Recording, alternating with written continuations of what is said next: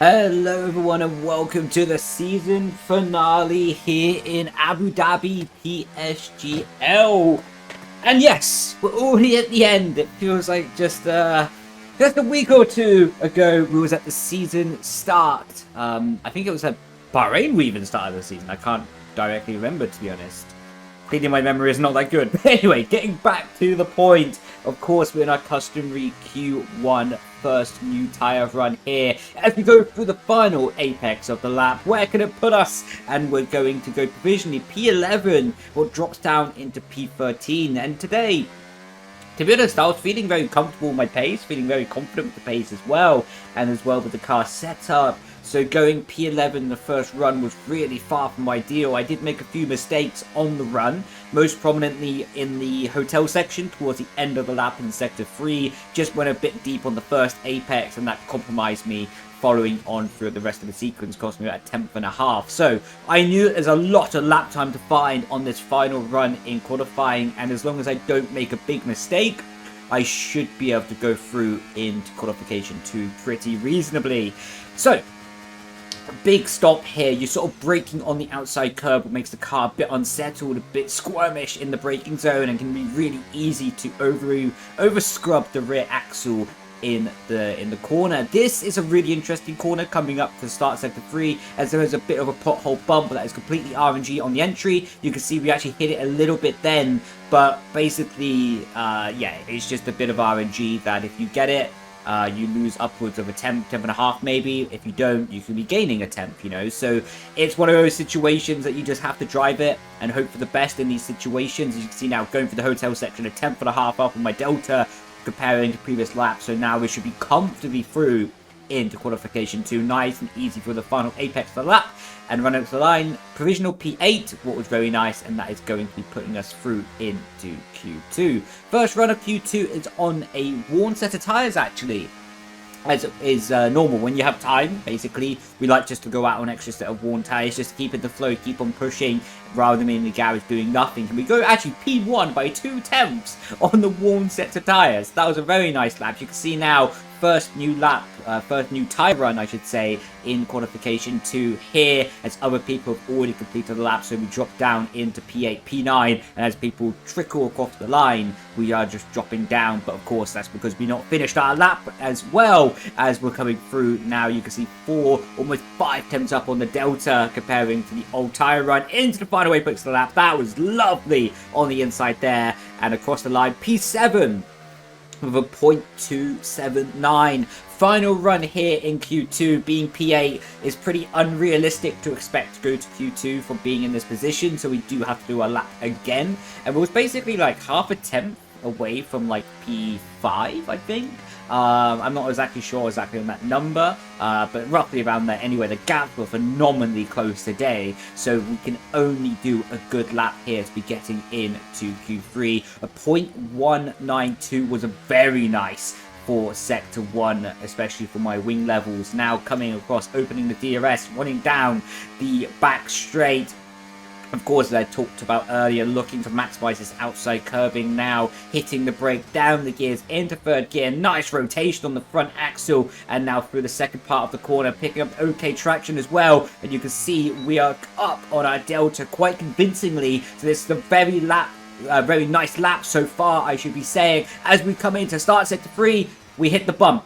And yeah, instantly a tenth down the drain basically, and we're instantly losing time on the delta. It's just a disaster for there. But now coming into the final hotel section, we need to nail this. This needs to be perfect to gain back the time we lost because of the RNG bump, and we do that. We gain a really nice momentum through there into the final apex of the lap. Can we nail it again into the inside curbing? We hit it, but again the car oversteers the bump, so 2 times unlucky on this lap, and we go P11.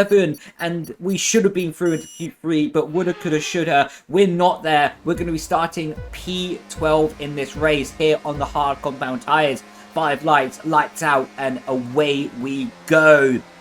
And we get a pretty average start, to be honest. Not really my best start of the season, and we're going to be defensive into turn 1. Not really much places that we could go. We're all over the back of this Van Pookie. Jake Benham trying to go around outside. It turns into the inside. You can see we get held up by the 2 Mercedes up ahead, and that just boxes us in, and we're going to actually go down the inside of Van Pookie. We find the gap, we just send it in, try our best, and we do get up the inside. You can see Jake Benham went around the outside of 2 cars there, so really good with his car positioning through turn 1 that led into turn 4, and now in the slipstream, just trying to be on the inside, trying to make sure that we don't break our front wing actually, as it's so easy to have just a cluster of cars slowing down into this apexes, and was able to get away with no contact throughout that sequence as well. So we lost a position to Jake, but gained 1 to Isfan and able to go into P12. You see Jake is actually slow on the end of the straight as he's starting to harvest his battery. We tried to go around the outside of him, but not enough grip on this early laps of the race. We try again, almost getting it done in fact, but now slowing it down into the hotel section. There's a massive cluster of cars, you can see almost hitting the back of Jake Benham in that situation. I was pretty sure that someone had damage up ahead, to be honest, at this point, just for how slow everyone started to go.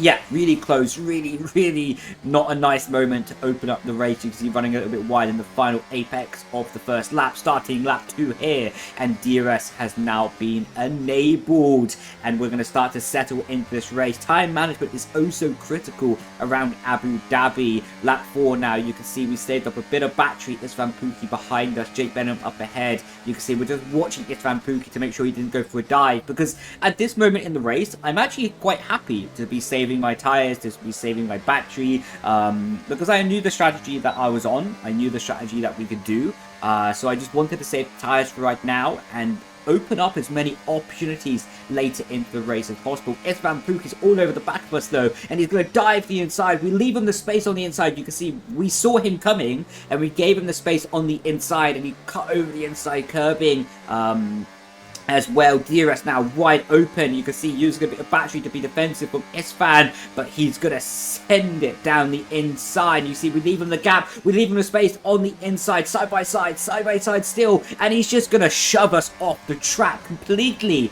Yeah, not good racing, to be honest. And now we're down the inside here, side by side into the hotel section. Big snap of the rear, big lock up on the rear as well, and now we're going to be side by side on the outside again, and we're going to get pushed towards the wall. We're just going to get pushed towards the wall in that situation, and now through the right hander, that was just unfortunate contact model with the game as well, making contact with Tom Manley. Yeah, I mean, the last bit was just unfortunate contact model from the game, where it like hooks onto the side pod and spins one car. So we was quite fortunate to be able to save the car from spinning in that moment. But you can see Thomas Ronhart all over the back of us now, our teammate of course, so we don't fight him going down into the chicane, as quite simply it would be silly for me to do so. I'm on such low battery after that battle, so really now we're on the back foot actually, because it's not only about losing the position in that situation, but because it costs us so much momentum, it's meaning that we're fighting with people that saved up their battery for multiple laps because they were chilling, you know. So now lap 7, you can see Shanaka tries to go down the inside of us. We defend it, we go up the inside of Thomas actually, go around the outside, but we get a big snap of wheel spin on the outside curbing and allows Shanaka to go back past us. And now you can see ultra low battery of our Cowton is all over the back of us as well. And this race is gone from looking pretty decent to looking pretty disastrous, as now Vowed Cowton just runs a little bit wide, not having the grip on the outside,